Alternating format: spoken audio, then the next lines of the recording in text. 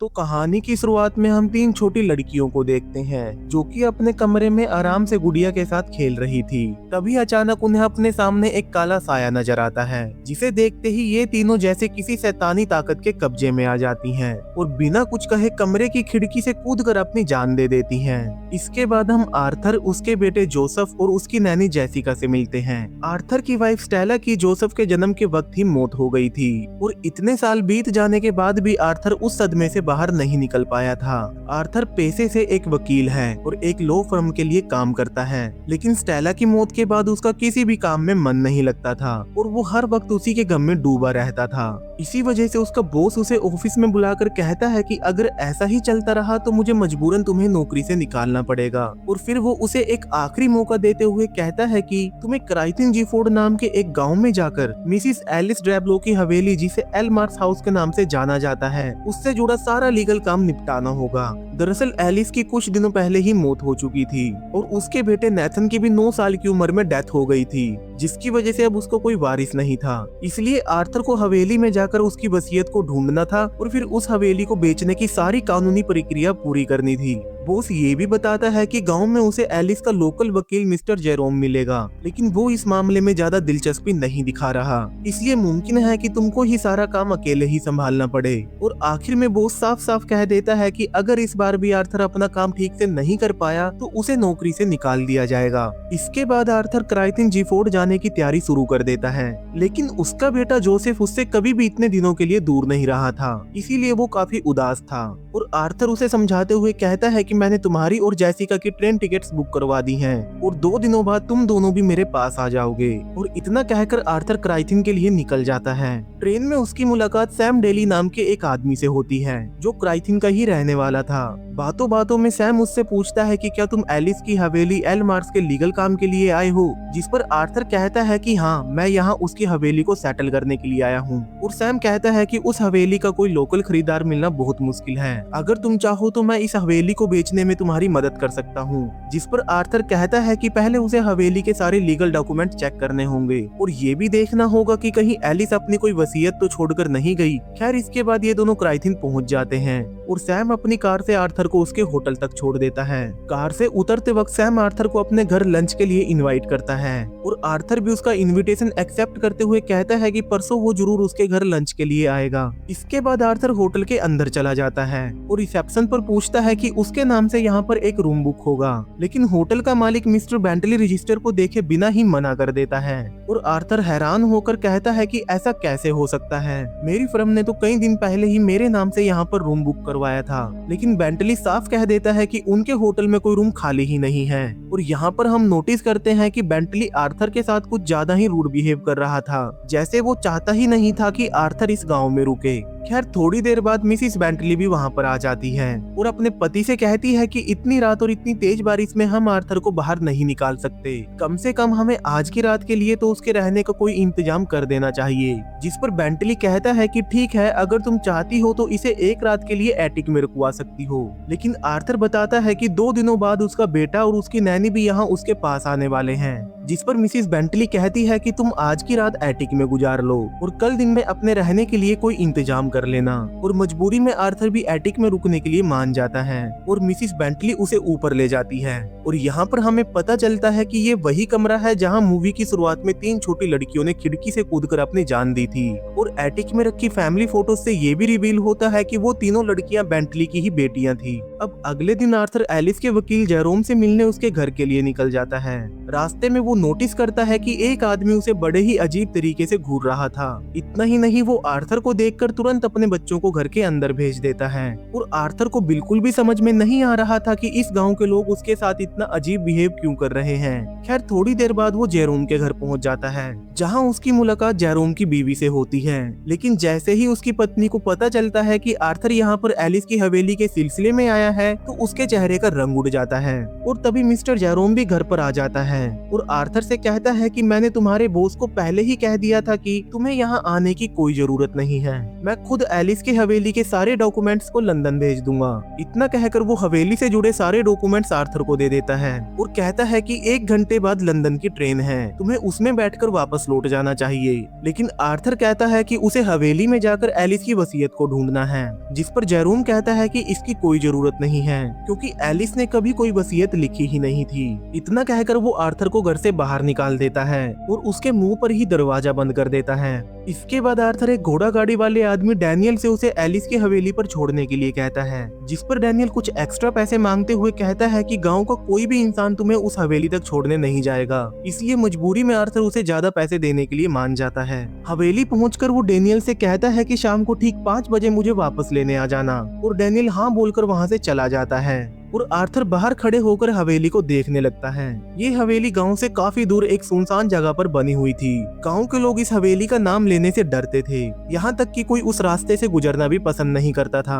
खैर आर्थर हवेली के अंदर जाकर एलिस से जुड़े सारे डॉक्यूमेंट चेक करना शुरू कर देता है। तभी उसे ऊपर वाले फ्लोर से कुछ आवाजें सुनाई देती हैं, जिन्हें सुनकर वो हैरान हो जाता है क्योंकि हवेली तो सालों से खाली पड़ी थी, तो फिर ऊपर कौन हो सकता था। और ये देखने के लिए वो ऊपर चला जाता है, जहाँ उसे एक कौवा कमरे में बंद मिलता है जो कि बाहर निकलने की कोशिश में बार बार खिड़की से टकरा रहा था। इसीलिए आर्थर खिड़की खोलकर उसे आजाद कर देता है और तभी उसकी नजर हवेली के बाहर जंगल में खड़ी एक काले लिबास वाली औरत पर पड़ती है।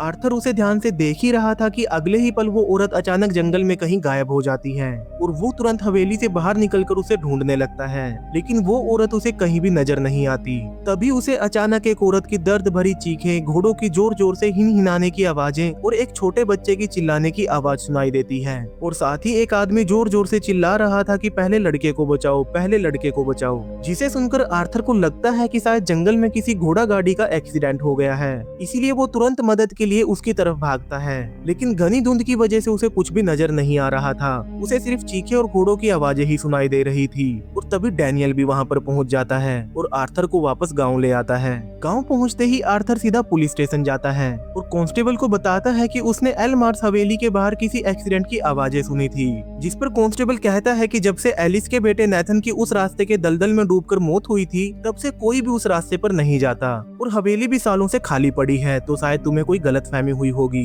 लेकिन आर्थर तुरंत कहता है कि हवेली खाली नहीं है, मैंने वहाँ पर काले लिबास वाली एक औरत को देखा था। जिसे सुनते ही कांस्टेबल के चेहरे का रंग उड़ जाता है और वो घबराकर आर्थर को वहीं रुकने के लिए कहता है और खुद अंदर चला जाता है।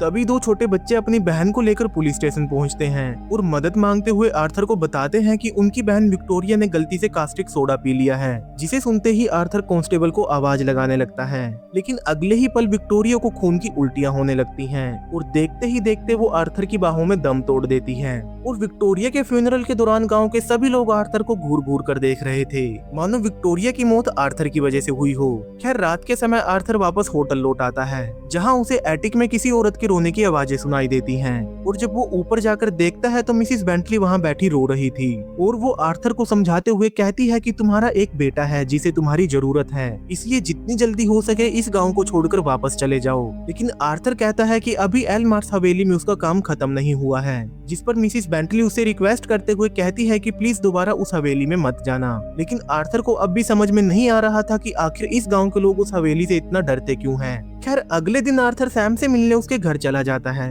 और जैसे ही सैम की वाइफ को पता चलता है कि आर्थर के पास रुकने की कोई जगह नहीं है, तो वो उसे आज रात अपने घर पर ही रुकने के लिए कहती है। और फिर लंच के दौरान अचानक सैम की वाइफ को दौरा पड़ जाता है और वो तुरंत एक चाकू उठाकर डाइनिंग टेबल पर कुछ बनाने लगती है। सैम किसी तरह से उसे संभालता है और उसे कमरे में ले जाकर सुला देता है। और जब आर्थर डाइनिंग टेबल पर देखता है तो सैम की वाइफ ने एक तस्वीर बनाई थी जिसमें एक औरत फांसी पर लटकी हुई थी। अब रात के समय सैम आर्थर को बताता है कि बहुत साल पहले उसके बेटे निकोलस की मौत हो गई थी और उसकी वाइफ आज तक उस सदमे से बाहर नहीं निकल पाई है और उसे लगता है कि निकोलस उसके जरिए बात करता है और वही उससे ये ड्राइंग बनवाता है। लेकिन सैम को इन सब बातों पर बिल्कुल भी यकीन नहीं था, जिस पर आर्थर कहता है कि पहले मैं भी इन सब बातों को नहीं मानता था, लेकिन जब से मेरी वाइफ स्टेला की डेथ हुई है तब से मुझे भी कई बार ऐसा महसूस होता है जैसे वो आज भी मेरे साथ है। जिसे सुनकर सैम उसे समझाते हुए कहता है कि अगर तुम अंधविश्वास में पड़कर इन शैडोज का पीछा करोगे तो तुम्हें दुख के अलावा कुछ नहीं मिलेगा, क्योंकि मरने के बाद लोग हमेशा के लिए इस दुनिया से चले जाते हैं और वो दोबारा कभी वापस नहीं आते।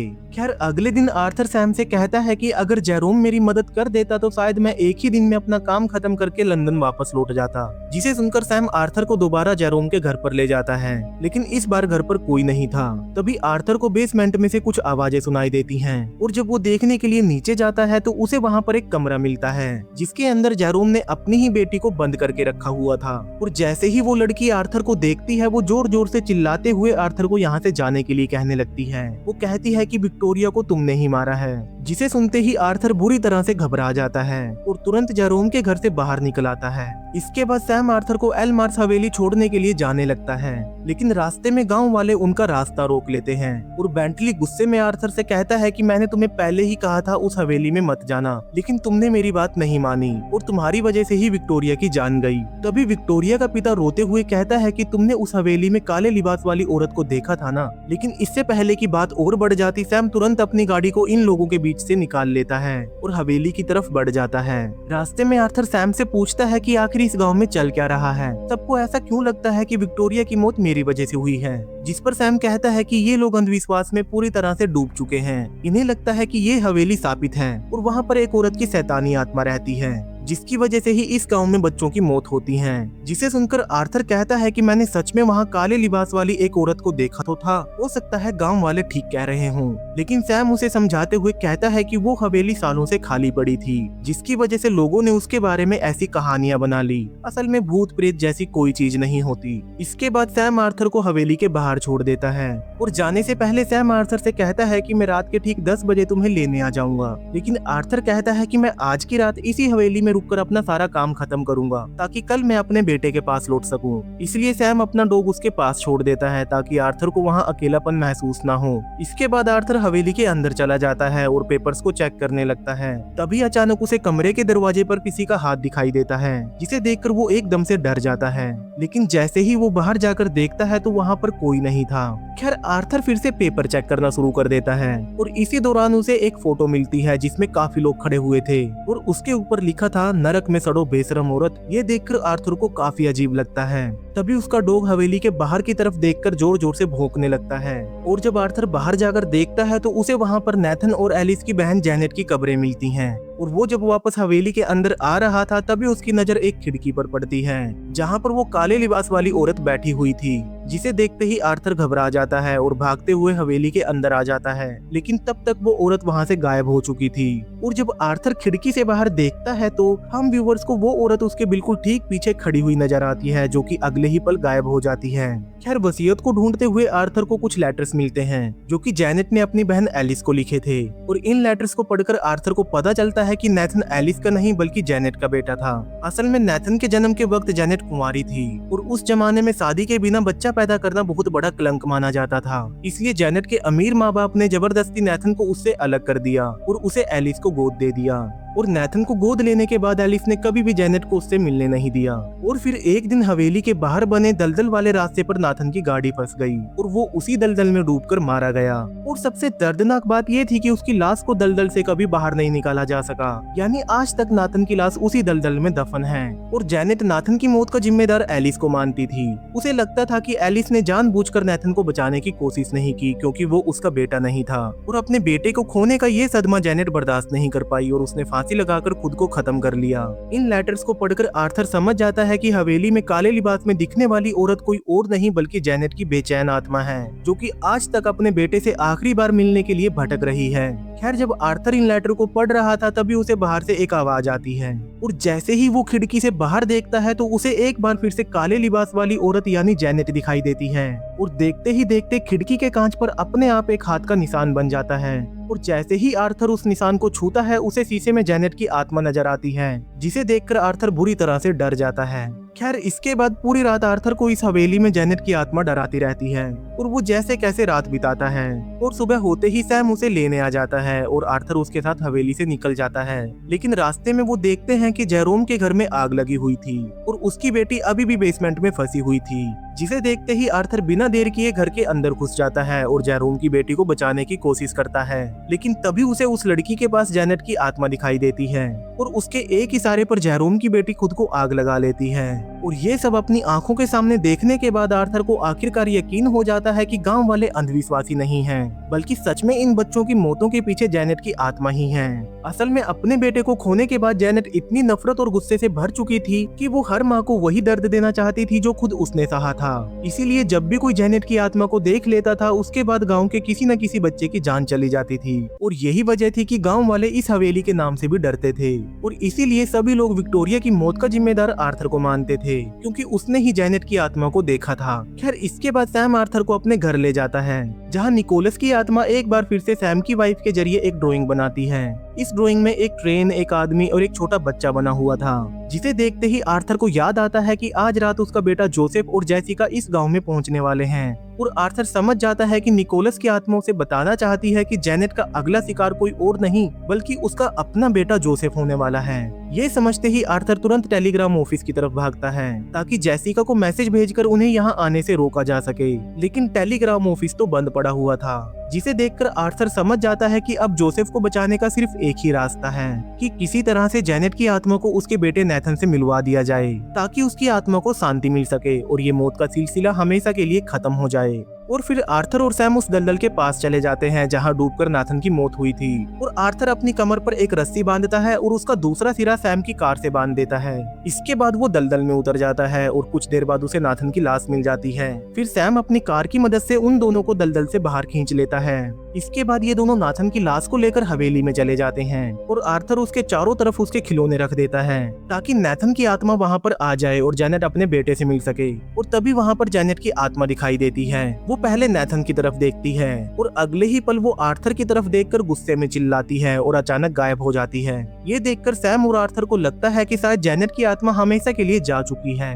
अब रात के समय जोसेफ और उसकी नैनी जेसिका भी क्राइथिन पहुंच जाते हैं। वैसे तो आर्थर को लग रहा था कि सब कुछ खत्म हो चुका है, लेकिन फिर भी वो कोई रिस्क नहीं लेना चाहता था। इसलिए वो जोसेफ से कहता है कि हम लोग गांव के अंदर नहीं जाएंगे और 1 घंटे बाद लंदन की ट्रेन है, हम उसी में वापस लौट जाएंगे। इसके बाद जब आर्थर और सैम रेलवे स्टेशन पर खड़े होकर बात कर रहे थे, तभी जोसेफ को अचानक जेनेट की आत्मा दिखाई देती है और वो आर्थर का हाथ छोड़कर रेलवे ट्रैक की तरफ चलने लगता है। और जैसे ही आर्थर की नजर अपने बेटे पर पड़ती है तो वो देखता है कि सामने से एक ट्रेन आ रही है और अपने बेटे को बचाने के लिए आर्थर बिना सोचे ही ट्रैक पर कूद जाता है और अगले ही पल ट्रेन इन दोनों के ऊपर से गुजर जाती है। शुरुआत में आर्थर को लगता है कि उसने अपने बेटे को बचा लिया, लेकिन तभी उसके सामने उसकी वाइफ स्टेला की आत्मा आ जाती है, जिसे देखते ही आर्थर को समझ में आ जाता है कि वो दोनों इस एक्सीडेंट में मर चुके हैं। लेकिन फिर भी वो अपनी वाइफ स्टेला से मिलकर काफी खुश था और वो स्टेला की आत्मा के साथ खुशी खुशी वहाँ से चला जाता है। पर यहाँ पर हैरानी की बात यह थी कि जेनेट को उसके बेटे से मिलवाने के बाद भी उसकी आत्मा को शांति नहीं मिली थी, क्योंकि अब उसकी नफरत उसके दुख से कहीं ज्यादा बड़ी बन चुकी थी और वो एक ऐसी शापित आत्मा बन चुकी थी जो हमेशा मासूम बच्चों और उनके परिवार को अपना शिकार बनाती रहेगी। यानी उसकी आत्मा को अब कभी भी शांति नहीं मिलेगी, वो हमेशा यहाँ पर भटकती रहेगी। और इसी के साथ ये मूवी खत्म हो जाती है।